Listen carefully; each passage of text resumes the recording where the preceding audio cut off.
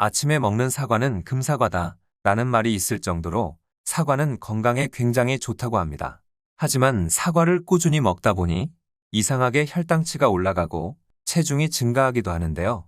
내 몸에 이런 현상이 나타나는데도 계속해서 사과를 즐겨 드시고 있다면 이 영상을 꼭 보셔야 합니다. 건강백과사전 지금 시작합니다.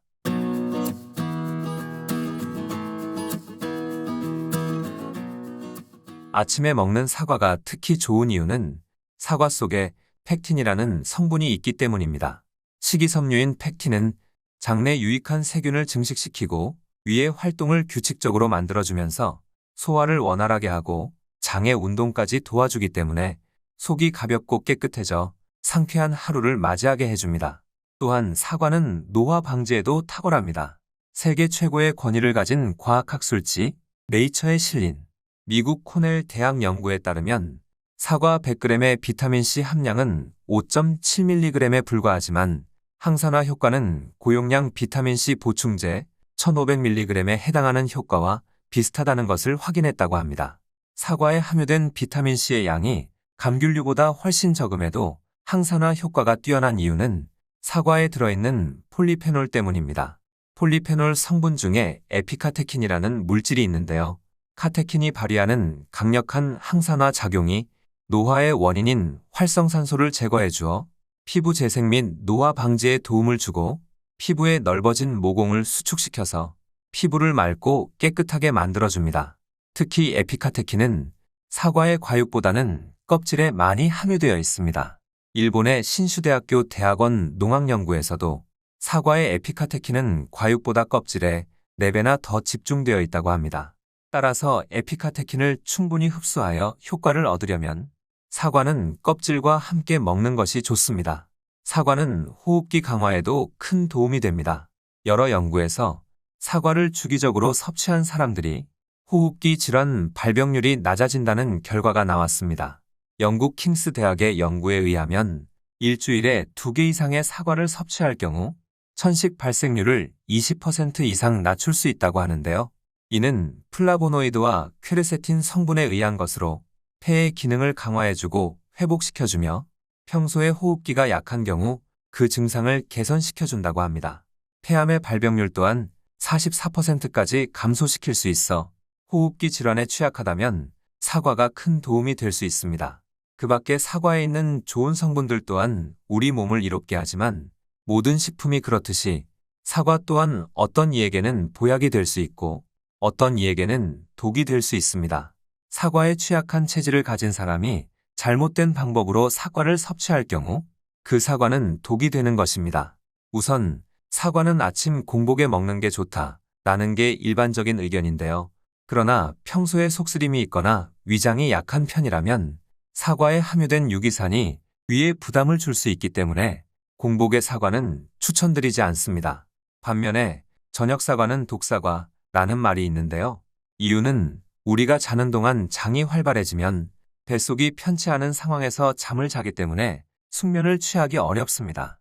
그리고 수면 중에 장에 계속해서 가스가 차게 되면 속이 더부룩해져서 아침에 일어났을 때 속이 불편한 느낌을 받을 수 있습니다. 또한 사과 속에 과당이 문제가 될 수 있습니다. 사과는 비교적 과당 함유율이 높은 과일인데 중간 크기 사과 하나에는 약 10g 정도의 적지 않은 과당이 들어 있습니다. 특히 사과를 씹어 먹는 게 부담스러워서 믹서기에 갈아 마시기도 하는데 이렇게 주스로 사과를 섭취하게 되면 과당의 흡수 속도가 빨라져 혈당 상승의 원인이 될 수 있기 때문에 주스로 마시는 것은 가급적 피하는 게 좋습니다. 그러므로 사과에 취약한 체질이 아니라면 사과는 식후 디저트가 아닌 식전 에피타이저로 섭취하는 것을 추천드립니다. 식사 후에 사과를 또 섭취하게 되면 혈당 수치가 오르는 것은 물론 비만의 원인이 될 수 있습니다. 미국 펜실베니아 주립대학교 연구에서는 식사 전 사과 하나를 통째로 씹어 먹으면 포만감을 느껴서 칼로리 섭취가 15% 정도 줄어든다고 밝히기도 했습니다. 다음으로 사과 고르는 법입니다. 아삭하고 달콤한 사과를 고르기 위해서는 먼저 사과의 표면이 전체적으로 붉게 착색이 되어 있는 것을 확인해야 합니다. 대개 80% 이상 붉게 착색이 되어 있으며 사과 꼭지 뒷면까지 붉을 경우 맛있는 사과라고 합니다. 사과의 향으로도 맛있는 사과를 분별할 수 있는데요. 맛있는 사과는 은은한 향기가 나지만 맛이 없는 사과는 덜 익어서 향기가 없거나 과하게 익어서 시큼한 향이 나기 때문에 이러한 사과는 피하는 것이 좋습니다. 사과의 크기는 중간 크기의 사과가 가장 아삭하고 식감이 좋습니다. 작은 사과의 경우 잘 익으면 맛있긴 하지만 과즙이 떨어지는 편이고 풋사과 맛이 나며, 큰 사과의 경우 과육이 부드러워 아삭함은 덜하지만 치아가 불편하거나 어린 아이들에게는 더 좋을 수 있습니다. 또 하나 살펴볼 것이 사과 껍질입니다. 대개 매끈한 사과가 맛있을 거라고 생각하기 쉬운데 매끈한 사과보다는 표면이 거친 사과가 더 맛있습니다. 간혹 껍질이 쭈글쭈글한 사과도 있는데요. 이런 사과는 사과 속에 수분이 많이 빠진 상태이기 때문에 식감과 맛이 떨어질 수 있습니다. 추가적으로 모양이 둥글고 꼭지가 싱싱한 것까지 확인한다면 실패 없는 맛있는 사과를 선택할 수 있습니다. 사과의 맛은 재배 과정이나 고르는 방식에 의해 좌우되기도 하지만 사과를 어떻게 보관하느냐에 따라 굉장히 맛이 달라집니다. 오래도록 싱싱한 사과를 먹기 위해서는 먼저 사과를 비닐랩이나 비닐봉지, 신문지를 이용해 개별로 포장해야 합니다. 사과를 하나하나 포장하는 이유는 수분 증발을 막기 위함인데요. 사실상 개별 포장은 많은 수고가 필요하기 때문에 3-4개씩 나누어 비닐봉지로 싸는 것 또한 합리적인 방법이 될 수 있습니다. 그리고 이렇게 싼 사과를 대체로 플라스틱 통에 보관하는 경우가 많은데 이때 주의해야 하는 것이 통의 뚜껑을 열어놓아야 한다는 점입니다.